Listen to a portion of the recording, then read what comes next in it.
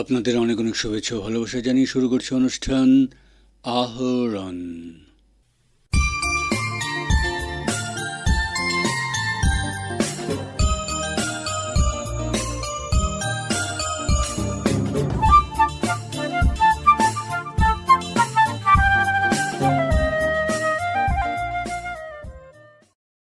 September অর্থাৎ শনিবার মিজোরামের সাইরাং থেকে প্রধানমন্ত্রী নরেন্দ্র মোদী 3টি দূরপাল্লা ট্রেনের যাত্রা শুভারম্ভ করলেন।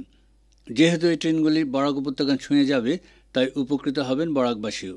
এখন আরও সহজে দিল্লি, কলকাতা এবং গুয়াহাটি যাওয়ার জন্য এই 3টি ট্রেন। এ উপলক্ষে বদরপুর স্টেশনে উত্তর পূর্ব রেলের তরফে এদিন একটি অনুষ্ঠানের আয়োজন করা হয়। এতে স্বাগত বক্তব্য রাখেন বদরপুরের rail area manager B K. Meena. তিনি বলেন, को 3 ट्रेनों की सौगात मिली है, जिसमें भैरवी कोलकाता एक्सप्रेस, जिसको हमने कुछ देर पहले यहाँ से रवाना किया है। इसके बाद एक सेरांग राजधानी जो नेक्स्ट आ रही है, और इसके अलावा एक गुवाहाटी सेरांग गुवाहाटी स्पेशल जो शाम में 4 बजे आएगी। तो 3 ट्रेनें इस जगह को मिलना, और तीनों ट्रेनों में सबसे नए LHB कोच हैं। तो हम देख रहे हैं कि इन 12 सालों में रेलवे का कैसा विकास हुआ है। इस क्षेत्र का, बदरपुर क्षेत्र का, जिसे एक समय में काफ़ी पिछड़ा हुआ माना जाता था, आज यहाँ पर राजधानी जैसी ट्रेनें चल रही हैं। ये सब माननीय प्रधानमंत्री जी के नेतृत्व के कारण हुआ है। हमारे बीच आज उपस्थित सभी अतिथिगण, मैं इनका हार्दिक आभार करता हूँ कि इन्होंने हमारे निमंत्रण को स्वीकार किया और उपस्थित कर मंच की शोभा बढ़ाई। और आगे भी मैं उम्मीद करूंगा सहयोग की। मुझे सहयोग मिलता रहता है, कभी कोई दिक्कत नहीं होती, और हम अपने लेवल पे सहयोग करते रहते हैं। অনুষ্ঠানে উপস্থিত মুখ্য অতিথি শ্রীভূমির লোকসভা সদস্য সাংসদ কৃপানাথ মালা বলেন, এটা ঐতিহাসিক দিন, বিশেষ করে হাইলাকান্দি জেলার জন্য। বদরপুর, এখানে তো ট্রেন অনেক আছে, রাজধানীও আছে আগে থেকে। বিশেষ করে হাইলাকান্দি জেলার জন্য খুবই ভালো হয়েছে। হাইলাকান্দির মানুষ আমাকে অনেক আগে থেকে বলতো, এবং আপনারা নিশ্চয়ই দেখেছেন, আমি পার্লামেন্টে অনেকবার বলেছি, মিশন দাও বলেছেন, যে হাইলাকান্দি থেকে গুয়াহাটির ট্রেন ছিল না, ওদেরকে সবাই আসতে হতো বদরপুর, এরপরে যাওয়ার ব্যবস্থা। এবং বিশেষ করে আমরা যারা আছি রামকৃষ্ণনগর এরিয়াতে, আমাদেরও সুবিধা হবে, আর হাইলাকান্দি আসতে, আর হাইলাকান্দি থেকে আমরা পেয়ে যাব ট্রেন, আর বদরপুর আসতে হবে না। আমাদের এখানের মানুষ অনেক যারা আছেন, বদরপুরে আসতে গাড়ি রিজার্ভ করে আসতে 1,500-2 হাজার টাকার প্রয়োজন ছিল। দুর্লভ ছাড়া ট্রেন হওয়ায় একটা সুবিধা হয়েছে, মানুষ দুর্লভ ছাড়া থেকে চলে যান গুয়াহাটিতে। এখন সেটা তো ডেইলি না, একদিন পরে পরে আছে। এখন আরেকটা সাবস্টিটিউট, আমরা হাইলাকান্দিতে আজকে সব থেকে বড় ঐতিহাসিক কেন বলছি, একটা ট্রেনের ডিমান্ড ছিল হাইলাকান্দি বাজে 3টা ট্রেন একদিনে পেয়ে গেছে। এর জন্যে ঐতিহাসিক দিন। হাইলাকান্দি মানুষের এইটাই আশা ছিল, আমাকে বলেছিল যে গুয়াহাটি পর্যন্ত কোনো মতে আমাকে হাইলাকান্দিকে ডাইরেক্ট দেন। আমি তখনও বলেছিলাম যে মিজোরামের কাজ হচ্ছে। গত 8 সেপ্টেম্বর ছিল ভারতরত্ন সুধাকণ্ঠ ডক্টর ভূপেন হাজারিকার জন্মশতবার্ষিকী। এদিন শিলচর বঙ্গভবনে অসম রাজ্য সরকারের সাংস্কৃতিক পরিক্রমা বিভাগের উদ্যোগে এবং কাছাড় জেলা প্রশাসনের সহযোগে এক অনুষ্ঠানের আয়োজন করা হয়। প্রথমে জেলা প্রশাসনের শিল্পীরা সুধাকণ্ঠের বিখ্যাত গান মানুষ মানুষের জন্য সমবেত কণ্ঠে পরিবেশন করেন।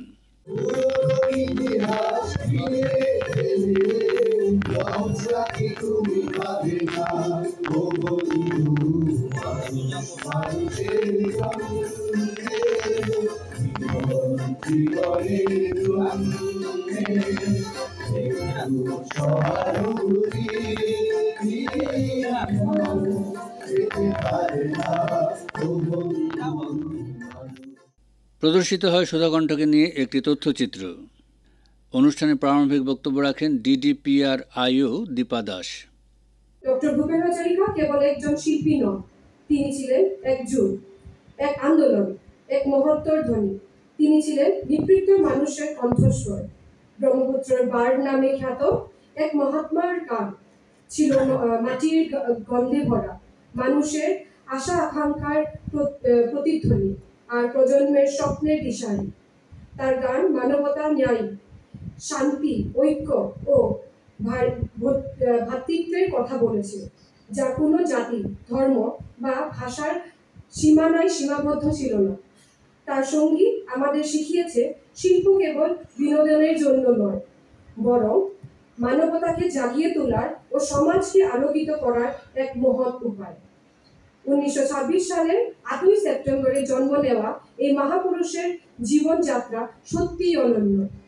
এক সাধারণ গ্রামীণ পরিবেশ থেকে শুরু করে ভারতের অন্যতম শ্রেষ্ঠ সাংস্কৃতিক প্রতীক হয়ে ওঠার কাহিনী আমাদের সবার জন্য প্রেরণার উৎস। মাত্র 12 বছরের বয়সে ইন্দ্রাবতী ছবিতে গান গেয়ে তিনি হয়ে উঠেছিলেন এক বিস্ময় বালক। কাছাড় জেলায় মাদকাসক্তি প্রতিরোধ ও সচেতনতায় গণমাধ্যমের ভূমিকা শীর্ষক একটি আলোচনাচক্র আয়োজন করে অসম সমাজ কল্যাণ অধিদপ্তর ও গুয়াহাটি ভিত্তিক স্বেচ্ছাসেবী সংস্থা রুট টু কানেক্ট। 2025-26 অর্থবছরের রাজ্য পরিকল্পনার অংশ হিসেবে জাতীয় মাদক চাহিদা হ্রাস কর্মসূচির অন্তর্ভুক্ত এটি। গত 9 সেপ্টেম্বর মঙ্গলবার স্থানীয় গান্ধী ভবনে আয়োজিত এই আলোচনাচক্রে বক্তব্য রাখতে গিয়ে মনোরোগ বিশেষজ্ঞ ডাক্তার দীপঙ্কর চক্রবর্তী বলেন, সো বেসিক্যালি আমরা আজকে এই জিনিসটা বুঝতে গেলে আমাদের বুঝতে লাগবে হোয়াট ইজ ড্রাগস, ড্রাগসটা মানে কি। So basically drugs is any chemical things, any chemical compounds which basically modify our body function, আমাদের ফিজিওলজিক্যাল বডি ফাংশন বা ব্রেন ফাংশনকে যদি মডিফাই করতে পারে, these are chemical functions. So drugs can be legal or licit or illegal or illicit. So there are a lot of legal drugs, even alcohol, tobacco, which is available in pharmacy or counter you can buy, and even other medicines which you can buy over the counter in pharmacy, যেগুলি পাওয়া যায়, these are legal drugs. But illegal drug যেগুলি মানে ban, যেগুলি directly কিনতে পারা যায় না, যেগুলি জিনিস অ্যাভেলেবল না মার্কেটে, like heroin, morphine, cannabis and all those things. Even cannabis weeds are legal in outside other few countries but not legal in here. Amader India te legal na. So these are illegal drugs and which are not available over the counter, and there is a lot of things like illegal drugs er abuse ta khub beshi hoy, karon ওইটাতে secondary effect যে জিনিসটার জন্য ওরা abuse করে, ওই ওদের একটা euphoric stage আনার জন্য বা যে কারণেই হোক ওদের অ্যাংজাইটি ডিপ্রেশনের থেকে একটু বেটার রিল্যাক্স পাওয়ার জন্য, তো এগুলিতে এফেক্ট বেশি দেয়, তো এগুলির জন্য ডিমান্ড বেশি থাকে, এই জন্য ইলিগাল ব্যাপার স্যাপারগুলি বেড়ে যায়। সাংবাদিক অনিরুদ্ধ লস্কর।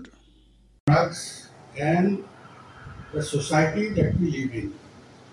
কেননা আমরা মিডিয়াতে কাজ করি, আমি basically I work for 3 news channels. One is DD news, news 18 Assam and hornbill TV. Hornbill TV satellite channel, Nagaland থেকে ইয়ে হয়, and it's very popular among tribal states, as well as eastern chronicle পত্রিকা। এই 4টা পত্রিকায় আমাকে ডেইলি, ইস্টার্ন ক্রনিকলে আমি daily যখন পড়ি আমাকে সবচেয়ে পরে জিজ্ঞেস করে ক্রাইমের মধ্যে লিড কী হবে, পিএসসিতে। And most of the time, the lead comes to drugs. কত 300 গ্রাম হিরোইন ধরো, 30,000 ইয়াবা ট্যাবলেট ধরো করিমগঞ্জে, এরকমই ডেইলি নিউজ থাকে। তো it becomes a very common এবার, যেটা নিজেদের একটা প্রশ্ন জাগে যে কেন হচ্ছে। আমি নিজেই আমাদের কাছাড়ের এসএসপিকে একবার জিজ্ঞেস করেছিলাম, স্যার আপনি তো রোজ রাত্রেই ধরেন, আমরা রোজ রাত্রে ডেইলি একটা স্টোরি তো থাকি drugs related. So where from it comes and how easily it comes, you talk to your counterparts. Kashyap sir, we are in a very delicate place because Kachar has a border with Mizoram, has a border with Meghalaya, has a border with Manipur. And these are the places where drugs is very prevalent out there. Daily drugs ঢুকছে, daily special বলে এটা একটা transit root, এদিক হয়ে যায়, ট্রানজিটের মধ্যে কিছু চিঠা এখানেও পড়বে, যেটা হয় বাচ্চারা, যেটা একটু আগে বললেন সেক্রেটারি ডিরেকশন সেন্টারে, যেখানে বাচ্চারা ওইসব ইয়ে পড়ে। আমি নিজেই পেয়েছি 14 বছর 15 বছরের বাচ্চা, মা বাবা কান্নাকাটি করছে, বাচ্চার অবস্থা খুবই খারাপ। এই কেন হচ্ছে এটা নিয়ে একটা স্টাডি করা দরকার। আমরা খুব বেশি কাভারেজ দিই, উইথ থ্রাস্ট আমরা দিই, কেন কি এটা খুব দরকারও। Everybody should learn and understand the harmful effects of this menace. আসামের মুখ্যমন্ত্রী একটা চেষ্টা করছেন যে two eradicate drugs completely from Assam. এটা হবে না, সহজে এত ইজি নয়। আমি ডিজিপি আসামকে জিজ্ঞেস করেছিলাম, বলে we will try to stop as much as possible, কিন্তু মিজোরাম থেকে আসতে থাকে, ডেইলি আসবে, ডেইলি ধরা পড়ে, কিন্তু ডেইলি চলতে থাকে।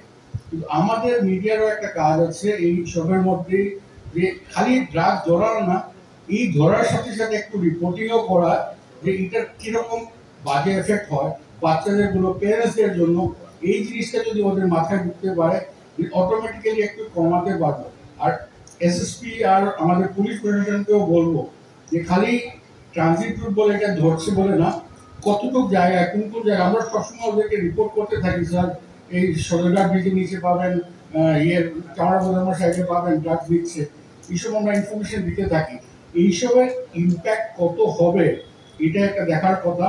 আগামী দিনে আমি এটাই সবাইকে বলবো, এটা ম্যানেজটা খুবই মানে এই যে ড্রাগসের যে একবার যদি ও নিয়ে নেয়, তখন ওই ছেলেটা বা মেয়েটাকে বার করা খুব কষ্ট হয়ে যায়।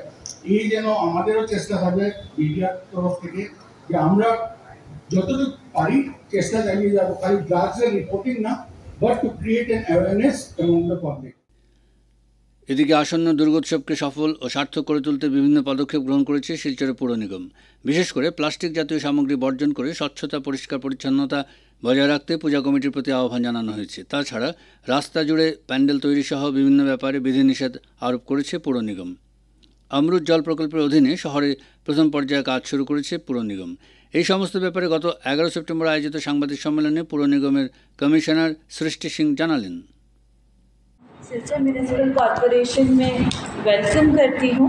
मेरा कुछ चीज़ें हैं जिसके बारे में मैं आप लोगों को और आपके थ्रू सिलचर के सभी रेसिडेंट्स को इन्फॉर्म करना चाहती हूँ, और उसके बाद आपके जो भी सवाल होंगे we can discuss it accordingly. तो आज की मीटिंग का सबसे इम्पॉर्टेंट जो एक पॉइंट है वो ये है कि आप सभी जानते हैं कि ऑलरेडी अमृत का फेज़ 1 का वाटर स्कीम का पाइपलाइन लेन का काम कंप्लीट हो चुका है।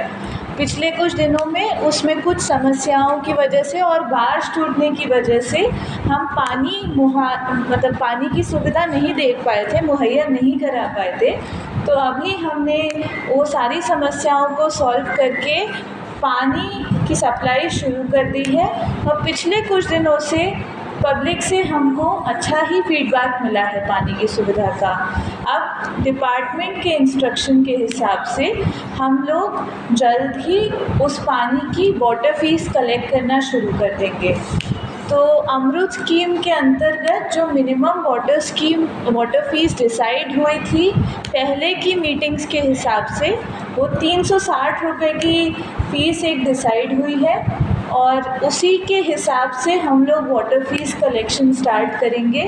हम ऑलरेडी जिन घरों में वाटर मीटर्स की चोरी रिपोर्ट की गई है उनका एक सर्वे कर रहे हैं, और इस रिगार्डिंग हम आने वाले सोमवार को एक पब्लिक मीटिंग भी करेंगे, ताकि पब्लिक की जो भी असुविधा है उसके बारे में हम पब्लिक से बात कर सकें। पर ये चीज़ डिपार्टमेंट के इंस्ट्रक्शन और पहले हुई मीटिंग्स के हिसाब से ही डिसीजन लिया गया है। ये पहली चीज़ थी जो मैं आपको बताना चाहती हूँ। दूसरी चीज़ कि मुझे आपको बताते हुए सबको बहुत खुशी हो रही है कि आने वाली दुर्गा पूजा पे हमारे शहर में हमारी वेस्ट मैनेजमेंट के लिए एक आईसी एजेंसी इंगेज है, जिनका नाम सृष्टि वेस्ट मैनेजमेंट एजेंसी है। ये इंदौर जैसे शहर में बहुत अच्छा काम करने के लिए बहुत प्रसिद्ध हैं, और हमारे शहर में इन्होंने सफाई पे पुरजोर एफ़र्ट लगाने के लिए एक ज़िम्मा उठाया है, और ये ज़िम्मा इनको दहुआ department of housing and urban affairs Assam ने दिया है। इसी के चलते हम पिछले कुछ दिनों से सफाई को लेके सजगता फैलाने के लिए कुछ एक्टिविटीज़ कर रहे हैं, और इसी को आगे बढ़ाते हुए हमने दुर्गा पूजा के समय एक स्वच्छ पंडाल कंपटीशन रखने की सोची है। इसके बारे में मेरे बोलने के बाद हमारे सृष्टि वेस्ट मैनेजमेंट एजेंसी के कोऑर्डिनेटर राहुल चौहान जी भी आपको एक ब्रीफिंग देंगे। ये इसका इंटेंशन बस ये है कि हम चाहते हैं कि हमारे यहाँ दुर्गा पूजा में जितने भी पंडाल बने वो वेस्ट फ्री हो, प्लास्टिक वेस्ट फ्री हो, इको फ्रेंडली हो, और उनके द्वारा वातावरण को कम से कम नुकसान पहुंचाया जाए। इसके साथ साथ दुर्गा पूजा का सेलिब्रेशन पूरे पुरजोर तरीके से पूरे आनंद से किया जाए जैसे हर साल किया जाता है। ये करने के लिए हम लोग सारी की सारी दुर्गा पंडाल कमिटीज़ के साथ भी एक मीटिंग करेंगे और उनको हम एक छोटा सा डेमोन्स्ट्रेशन भी देंगे कि वो कैसे अपने पंडाल को इको फ्रेंडली बना सकते हैं और किन चीज़ों के इस्तेमाल से प्लास्टिक वेस्ट को कम किया जा सकता है। हम उन्हें ये भी एनकरेज करेंगे कि दुर्गा पूजा विसर्जन के समय जो भी ऑर्नामेंट्स गहने जो दुर्गा माता को पहनाए जाते हैं, हम यही आशा करते हैं कि पोल्यूशन कंट्रोल बोर्ड और एनजीटी के गाइडलाइंस के हिसाब से उन ऑर्नामेंट्स को हटा के विसर्जन किया जाए ताकि बराक नदी में मिनिमम प्रदूषण किया हो। मुझे एक और बात बताते हुए बहुत खुशी हो रही है कि हमारे शहर में एक सिटी लाइवलीहुड सेंटर था जो पिछले कुछ दिनों से रिपेयर के लिए बंद था। ये लाइवलीहुड सेंटर हमने कल से फिर से शुरू कर दिया है। उसका री-इनॉग्रेशन करके उसमें कुछ इश्यूज़ थे उनको सॉल्व करके हमने एसएचजी की महिलाओं को वहाँ पे बिज़नेस करने के लिए और वहाँ पे अपना प्रोडक्ट और बाहर से ख़रीदे हुए प्रोडक्ट्स को बेच के एसएचजी में एंटरप्रेन्योरशिप डेवलप करने के लिए स्टेप्स लिए हैं। হাইলাকান্দিতেও সোমবার ভারতরত্ন ডক্টর ভূপেন হাজারিকার জন্মশতবর্ষ পালন উপলক্ষে জেলা প্রশাসনের উদ্যোগে বিভিন্ন কার্যসূচির আয়োজন করা হয়। এই ব্যাপারে আকাশবাণীকে দেওয়া একান্ত সাক্ষাৎকারে উদযাপন সমিতির অন্যতম সদস্য শঙ্কর চৌধুরী জানান, হাইলাকান্দি জেলা প্রশাসন আমাদের রাজ্য বিভাগের আমাদের সংস্কৃতি পরিক্রমা বিভাগের নির্দেশে পর্যায়ক্রমে বিভিন্ন ধরনের অনুষ্ঠানের আয়োজন করে আসছে এবং তার পরিসমাপ্তি হবে 13 তারিখে, যেখানে আমাদের গুয়াহাটির হাজার কণ্ঠে ভূপেন সঙ্গীত হবে। সেটাকে গ্র্যান্ড করাস হিসেবে আখ্যায়িত করা হয়েছে।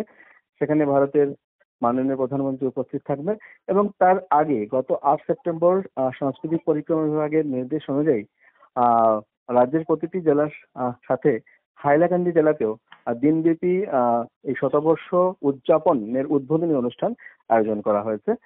বিভিন্ন শিক্ষা প্রতিষ্ঠানের পাশাপাশি জেলা প্রশাসনের সভাপতি অনুষ্ঠান হয়েছে এবং সান্ধ্যকালীন একটি সাংস্কৃতিক অনুষ্ঠান যেটা শ্রীকৃষ্ণ সারদা কলেজের অডিটোরিয়ামে আয়োজন করা হয়েছে। সেখানে যারা গুয়াহাটিতে 13 তারিখ গ্র্যান্ড করাসে গান করবে সেই সব শিল্পীরা গান করেছেন। আমাদের হাইলাকান্দি শহরের মানে কিছু সুপরিচিত ব্যক্তিত্ব এখানে গান বাজনা করেছেন, নৃত্য হয়েছে এবং আলোচনা হয়েছে দেবাশিস গুহা ঠাকুরতা ডক্টর ভূপেন হাজারিকার জীবনের বিভিন্ন দিক তুলে ধরে তিনি সারগর্ভ আলোচনা করেছেন। এবার হাইলাকান্দি থেকে আমাদের সেই গ্র্যান্ড করাসে 29 জন শিল্পী যারা বিভিন্ন কলেজের পড়ুয়ারা রয়েছেন, যারা আমাদের কাটলিছড়া, এসএস কলেজ, আলগাপুর প্রতিটি অঞ্চল থেকে বাচ্চাদেরকে যারা শিল্পীরা রয়েছেন সে ছেলে এবং মেয়ে তার 29 জন যাবেন। তার পাশাপাশি আরো 24 জনের মতো বিশেষ আমন্ত্রিত ব্যক্তিত্ব হিসেবে মানে গুয়াহাটি রওনা হবেন আজ এবং 13 তারিখে।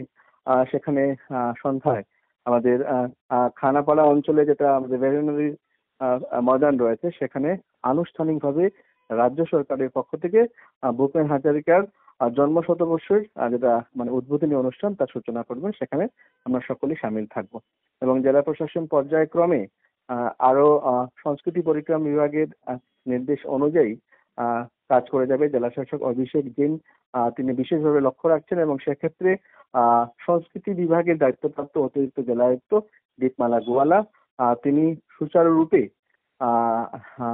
এই ডক্টর ভূপেন হাজারিকা সংক্রান্ত যাবতীয় কার্যসূচি সুন্দরভাবে সম্পাদন করছেন। 13 সেপ্টেম্বর শনিবার হাইলাকান্দি বঙ্গভবনে বিশিষ্ট সাহিত্যিক সৈয়দ মুজতবা আলীর 121তম জন্মদিন উপলক্ষে এক আলোচনা সভা অনুষ্ঠিত হয়। বরাক উপত্যকা বঙ্গ সাহিত্য ও সংস্কৃতি সম্মেলনে হাইলাকান্দি জেলা সমিতির উদ্যোগে আয়োজিত এদিনের আলোচনা সভায় অংশ নিয়ে কবি মানিক চক্রবর্তী বলেন, সৈয়দ মুজতবা আলী ছিলেন বাংলা সাহিত্য সংস্কৃতির অন্যতম উল্লেখযোগ্য পথিকৃৎ।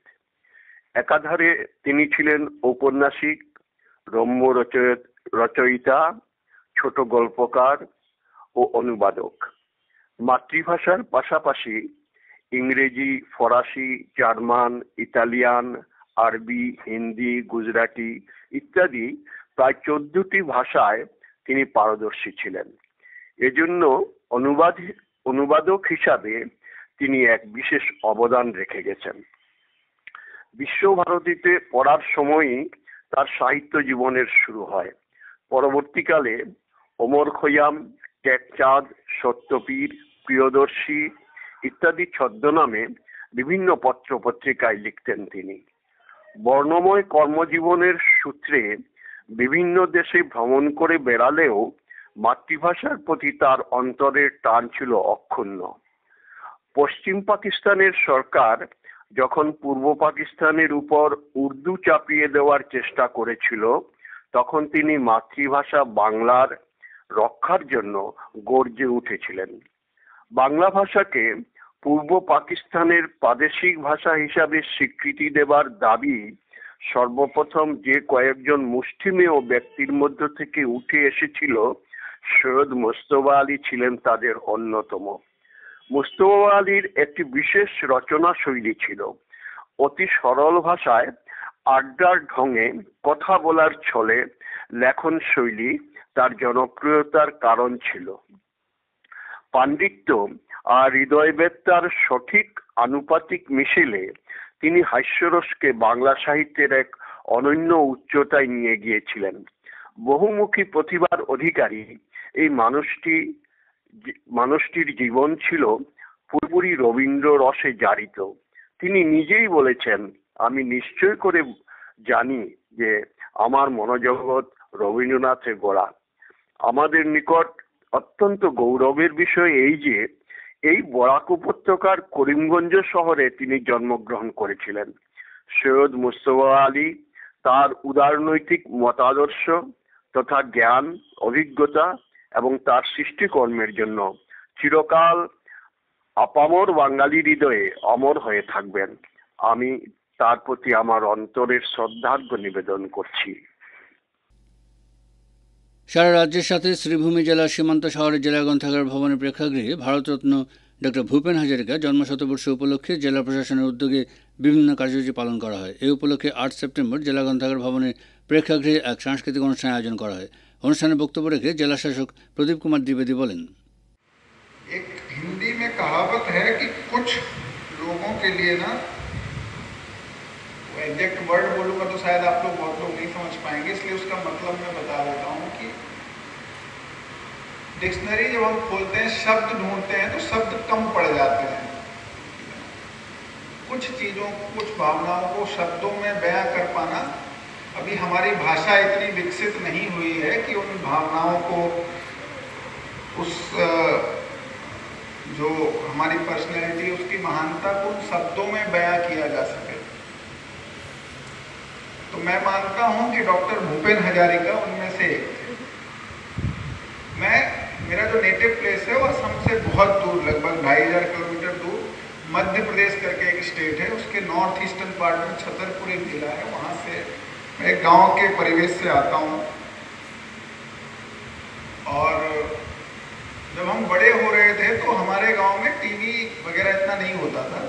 हम लोगों के लिए संचार का माध्यम मुख्यतः रेडियो था। मोबाइल जब हम शायद 7वीं, 8वीं, 9वीं में पढ़ने लगे, उस समय 2008-9 के 7-8 के आसपास मोबाइल का ज़्यादा संचरण हुआ हमारे क्षेत्र में। पहला मोबाइल टावर मेरे गांव में लगभग 2010 में आया। तो रेडियो एकमात्र साधन हुआ करता था। तो असम के बारे में जो हमें एकमात्र चीज़ पता थी वो ये पता थी कि डॉक्टर भूपेन हजारिका असम से, क्योंकि आज शेयर करने में अच्छा नहीं लगता है, पर उस समय जो स्पेशली जो नेशनल मीडिया में जो असम की न्यूज़ थी वो ज़्यादातर निगेटिव कारणों के लिए आती थी। अच्छे कारणों के लिए कम से कम हिंदी और इंग्लिश मीडिया में तो इतनी नहीं आती। सुनने में खराब लग सकता है थोड़ा, पर जो सच है वो सच है। उस समय खैर नेशनल मीडिया का इतना प्रसार भी नहीं था। डीडी न्यूज़ में और ऑल इंडिया रेडियो में कुछ घंटे के और कुछ सुबह शाम के बुलेटिन आते थे, उसमें एक आध न्यूज आती थी, तो जनरली बहुत शुभ तो नहीं होती। उन सब में भी एक जो आशा की किरण थी, जो एक पॉजिटिव न्यूज़ थी असम के बारे में।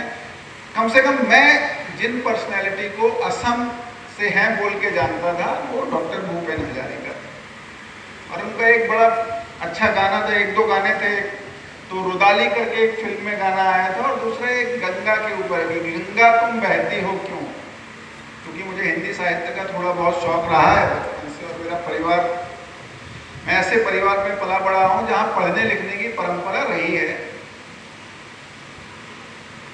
तो ऐसी उनकी पर्सनैलिटी थी कि यहाँ से लगभग 2500 किलोमीटर दूर एक ऐसे गांव में जहाँ संचार के माध्यम इतने नहीं थे, वहाँ का एक बालक भी एक पूरे स्टेट को उनके नाम से जानता है। तो मुझे लग रहा है कि इससे ज़्यादा किसी एक पर्सनैलिटी के लिए मतलब बड़ी चीज़, कितनी महानता थी उन पर्सनैलिटी की, इससे बड़ी बात और क्या हो सकती है।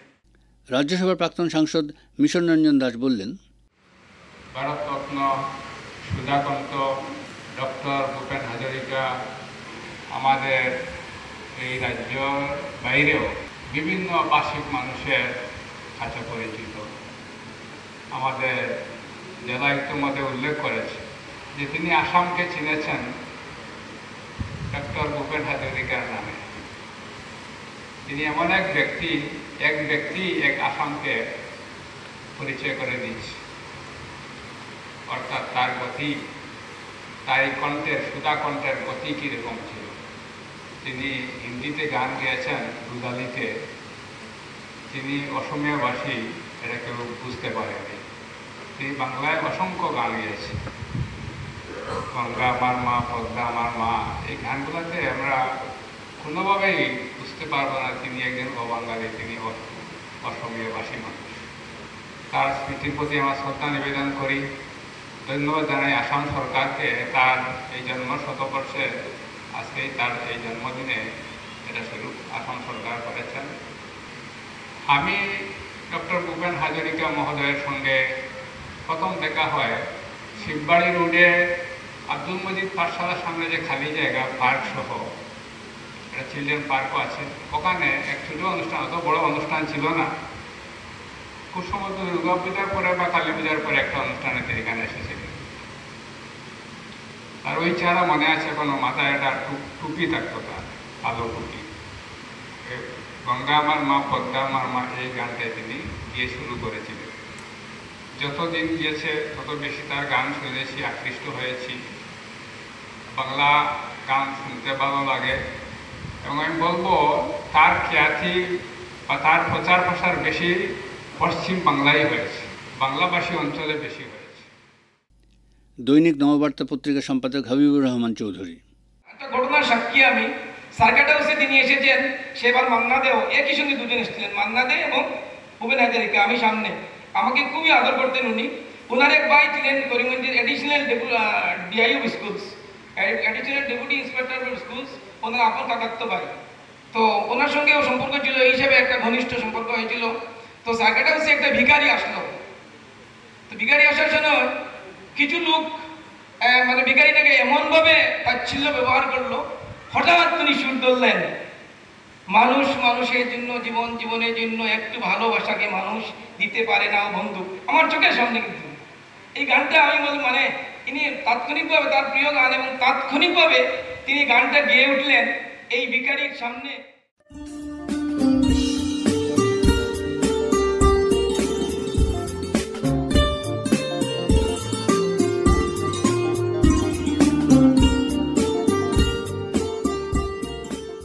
শ্রোতা বন্ধুরা, আহরণ আজ যেখানে শেষ করছি। আপনাদের সঙ্গে আবার কথা হবে আমাদের আগামী অনুষ্ঠানে। আপনারা ভালো থাকবেন এবং অবশ্যই সুস্থ থাকবেন। এবারে বিদায় নিচ্ছি, তবে তার আগে জানিয়ে দেব উপস্থাপনায় ছিলাম অনির্বাণ জ্যোতিগুপ্ত, শব্দগ্রহণ করেছেন রতন দেব, রাহুল কান্তি দেব, জসীমউদ্দিন লস্কর ও নবেন্দু দাস। অনুষ্ঠান সম্পাদনায় ছিলেন অভিজিৎ নাথ এবং প্রযোজনা হিতব্রত ভট্টাচার্য।